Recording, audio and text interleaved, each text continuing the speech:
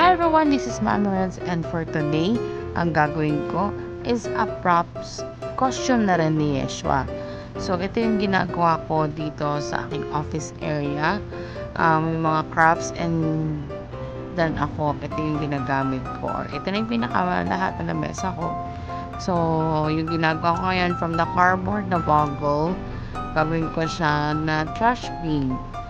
Kasi si Yeshua ay na-assign sa isang part sa basura kit na siya yung sa part ng trash bin na di na-recycle. So, ayun ang akin, overrun ko siya ng yellow wallpaper since may extra ako. While doing this, medyo nagbe-break ako ng konti para sa pag-answer ng mga inquiries and or prospecting and or sending message sa mga clients ko since that I licensed financial advisor, and also nag-answer ng mga inquiries ng mga clients ko.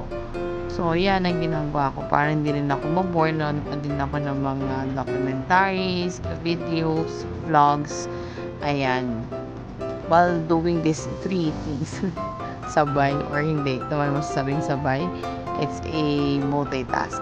Ayan ang itsura niya. And ito na yung labas ng aming bahay. So, sabi ko dito na tayo mag-practice kasi wala ko kayo mga props. And thank you sa inyo lahat and have a great day.